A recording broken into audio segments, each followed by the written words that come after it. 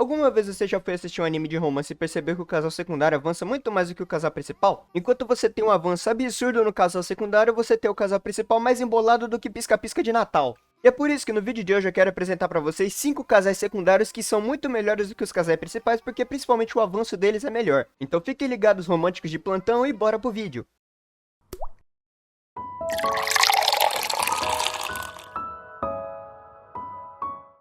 O primeiro casal que eu quero falar aqui é Saejimi e Komori, de Kore Zokuzei. E nesse anime a gente basicamente tem o Rimuro, que é um homem descendente de uma família de espíritos da neve, e ele tem uma colega de trabalho chamada Fuyutsuki. E aí vai mostrando essas situações cotidianas que são cheias de peculiaridades, principalmente por conta do Rimuro, que consegue congelar tudo que ele toca porque ele fica emocionado. E aí você tem o Saejimi e a Komori, que são basicamente colegas de trabalho deles, e a química desses dois é muito melhor que da Fuyutsuki com o Rimuro, porque principalmente eles flertam mais. Então enquanto você tem o Rimuro e a Fuyutsuki basicamente sendo colegas de trabalho e rolando apenas umas situações fofas, o Saejimi e a Komori estão o tempo todo flertando um com o outro, seja elogiando um ao outro, seja dando presente. E mesmo que eles ainda não sejam um casal oficial, a gente percebe que o avanço deles está anos-luz do casal principal. E você tem uma mescla muito bacana de personalidade, porque você tem a Komori, que é um pouco mais extrovertida, ela é mais animada, e aí contrasta bastante com o equilíbrio que é com o Saejima, porque o Saejima ele é um cara mais quieto, mais na dele, não é um cara de ficar extrovertido o tempo todo. E é uma coisa que eu gosto muito, porque várias vezes eles estão flertando um com o outro, como eu acabei de dizer, né? E as coisas que acontecem com eles, você sente que é muito mais orgânico, você não sente que eles estão tentando forçar alguma coisa, então ela flui muito mais naturalmente, principalmente por conta da personalidade deles.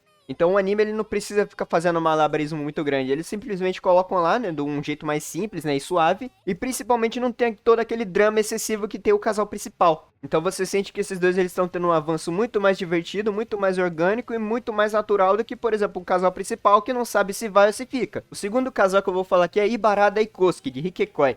Esse aqui eu acho um contraste muito bacana, porque é um casal que não se desenvolveu ainda. Os dois, eles se gostam, só que literalmente ambos se odeiam ao mesmo tempo. E o desenvolvimento deles comparado ao casal principal é nulo, porque o casal principal tem beijo, tem declaração, tem a caralhada toda. Mas aí você tem a Ibarada e o Kosuke, ambos lá tsundere um com o outro. Mas Ikekoi basicamente é uma história de dois cientistas que eles acabam se amando, mas por serem muito técnicos e muito pragmáticos, eles tentam provar o amor deles matematicamente, através de estudos científicos, lógica, experimentos, para tentar provar que eles oficialmente se amam e não é algo da cabeça deles apenas. Mas aí vocês devem estar se perguntando, ué, mas então por que um casal que teve tanto desenvolvimento não é melhor que o casal secundário que praticamente não teve nada? Simplesmente porque a química desses dois funciona muito bem, porque eles têm uma dinâmica completamente diferente do casal principal. A gente tem a Ibarada, que ela é muito mais contraída e até um pouco sádica às vezes, e ela acaba sempre tirando sarro do Kosuke, só que acontece, os dois eles são amigos de infância. Então obviamente que ambos se gostam um do outro. E aí enquanto isso você tem o Kosuke, que é mais uma criança, né, que só cresceu, fica o dia inteiro lá jogando gacha. E uma coisa que eu gosto bastante é que apesar do relacionamento deles ser cheio de brincadeira, esculacho, pancadeira pra todo lado, eles também têm um lado que eles não gostam de ficar mostrando, mas que eles têm muito carinho, muito respeito um pelo outro.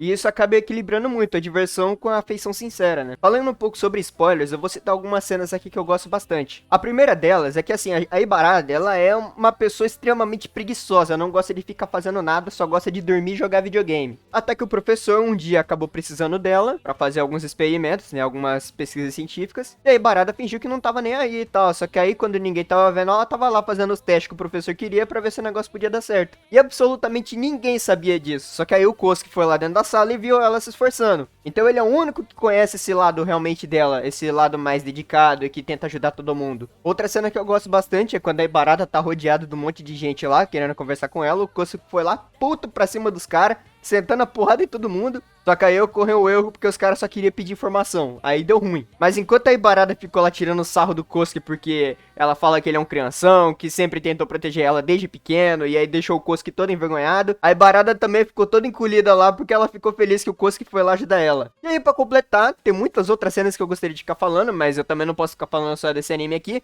Mas é uma que assim, é um puta de um spoiler, então eu já vou deixar avisado. Mas é quando os dois eles acabam se beijando, acidentalmente. E aí como o Kosuke ele já é muito mais extrovertido, ele já falou, o que aconteceu, não sei o que. Já ficou lá reclamando de um monte de momento, e aí Barada ficou lá tirando sarro dele, falando, você é realmente uma criança, que é só um beijo, você não tinha que ficar todo exaltado por causa disso e tal. Até que eles se separam. A Ibarada foi lá pra longe dele, e aí corta pra cena só da Ibarada, ficando toda envergonhada porque beijou o moleque. Então uma das coisas que eu gosto muito mais do Kosuke e da Ibarada do que do casal principal, é que você vê que o relacionamento deles é muito mais espontâneo e natural do que o relacionamento dos protagonistas, que muitas vezes se perdem nas discussões complicadas sobre o amor científico que eles tentam provar. E por sinal, uma das coisas mais irritantes que tem dentro desse anime.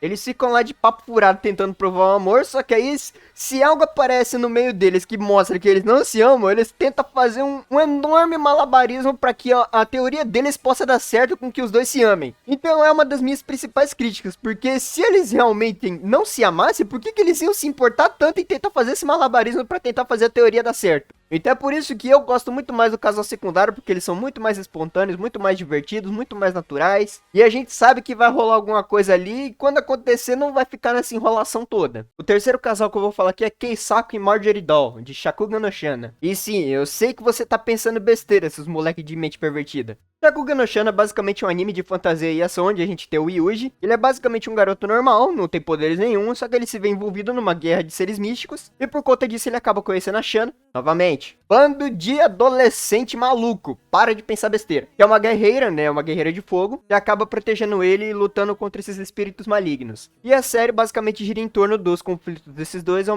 mesmo tempo que a evolução do relacionamento deles vai avançando também. E é um dos pontos que eu não gosto nem um pouco nesse anime, porque pensa num romance arrastado, cara. Demora 3 temporadas pra finalmente a gente ter um avanço no casal. Eu demorei acho que uns 2 meses pra ver as 3 temporadas, porque é um anime muito arrastado, eu não dava vontade de assistir. Começa a ficar bom na terceira temporada, mas até chegar lá, meus amigos, um romance arrastado, que não tem avanço nenhum. E quando a gente finalmente pensa que vai acontecer alguma coisa, volta tudo do começo, porque aí tem uma nova reviravolta. É um saco.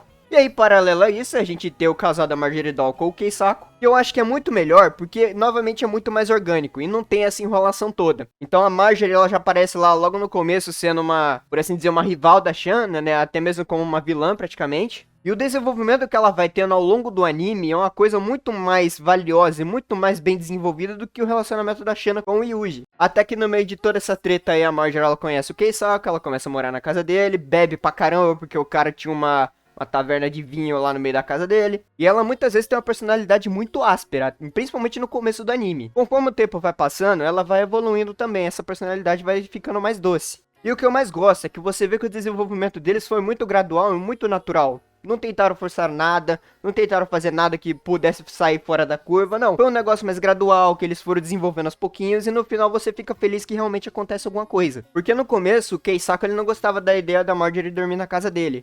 Ele basicamente se sentiu forçado porque os amigos dele gamaram nela. E aí vocês sabem que gado é a pior coisa que tem, né? E aí deixaram acontecer. Mas aí conforme o anime ele vai avançando, você vê que o relacionamento deles vai ficando melhor, eles vão ficando mais próximos. O Keisako começa a ajudar a Marjorie nos problemas que ela tem. Até que acontece um problema com a Marjorie, ela acaba ficando desmaiada, e aí o Keisako ele mostra todo, vamos dizer, todo o afeto que ele tem por ela e começa a cuidar dela sem parar, fica preocupado. E aí até que a gente tem a declaração dele pra ela, ele dá um beijo nela. Sim, temos beijo do casal secundário antes do casal principal, olha que milagre.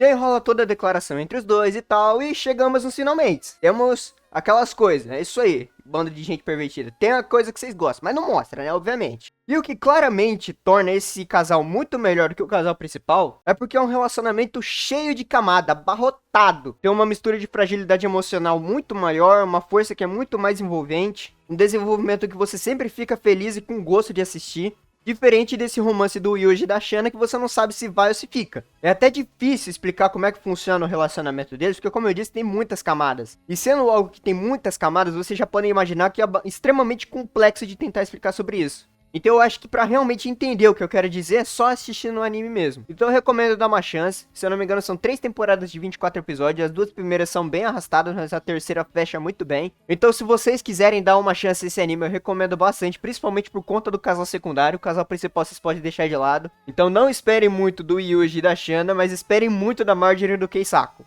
Então vão com expectativa alta sobre esses dois, mas vão com expectativa baixa sobre o casal principal. É isso que eu tenho pra dizer, vão assistir o anime que eu acho que vocês vão gostar. O penúltimo casal que eu vou falar aqui é Koyanagi e Kabakura, de Otakoi. Otakoi basicamente segue a vida de dois otaku que trabalham dentro de uma empresa, que é a Narumi e o Hirotaka. dois amigos de infância que começaram a namorar do nada porque eles ficam com medo de não ter nenhum namorado otaku pra ficar com eles. E aí vai mostrando a relação deles avançando de pouco em pouco e como é que o relacionamento deles vai ficando melhor. É um ótimo casal, o anime também é muito divertido, mas não supera Koyanagi e o Kabakura. Porque esses dois, eles já têm um relacionamento de longa data, então a gente consegue ver que esse casal, ele é muito orgânico, ele é, tipo assim, você praticamente encontraria um casal desse hoje em dia. Então é um casal que tem briga, tem treta, tem carinho entre os dois, tem esculambação. E apesar de parecer que os dois estão sempre brigando um com o outro, a gente percebe também que eles têm muito respeito um pelo outro. Então eles têm uma história de longa data e vai mostrando como esse relacionamento não precisa ser perfeito para ser interessante. E ao contrário dos protagonistas, que a relação deles é nova e cheia de descoberta, o que é divertido de acompanhar por conta disso é ver como eles vão descobrindo coisas novas. A Koyanagi e o Kabakura já passaram por muitas fases juntos, então eles se tornam um casal muito mais realista e com momentos que alternam entre fofura e comédia. E aí isso vai criando uma dinâmica muito rica e identificável, que aí torna eles muito mais cativantes.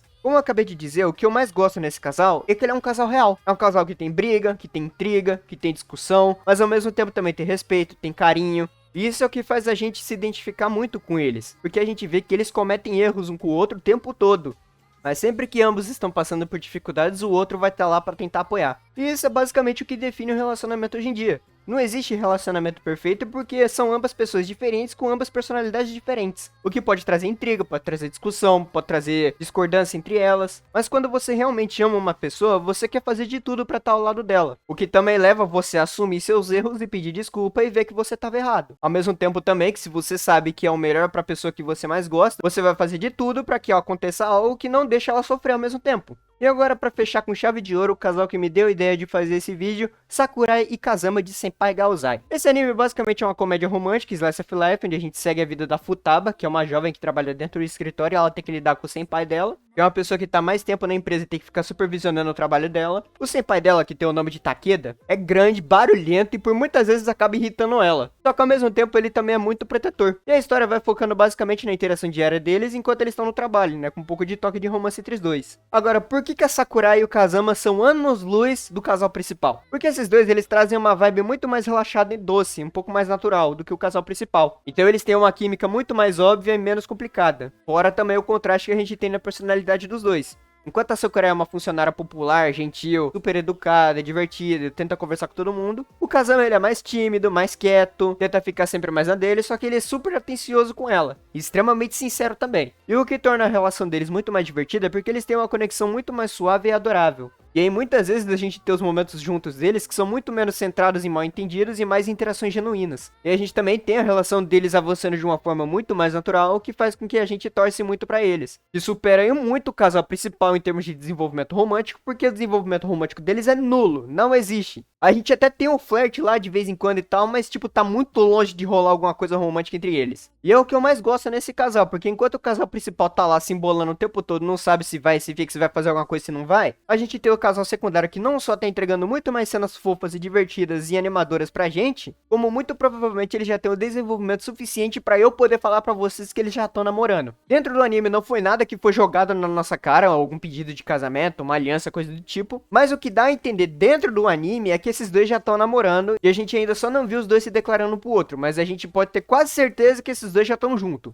O que claramente mostra que o desenvolvimento deles é muito melhor do que o casal principal. Mas por hoje é isso, pessoal. Espero que vocês tenham gostado da lista. Se vocês lembram de mais algum casal secundário que é muito melhor do que o casal principal, podem deixar aí nos comentários. Se gostou do vídeo, eu peço que você deixe o seu like e se inscreva no canal para continuar acompanhando os próximos. Eu agradeço todo mundo que tá aqui chegando nos vídeos e comentando todos os dias. É algo que me motiva cada vez mais a ficar trazendo mais vídeos para vocês. E por hoje eu vou ficando por aqui. Eu espero que todos vocês tenham um ótimo domingo e até o próximo vídeo. Falou!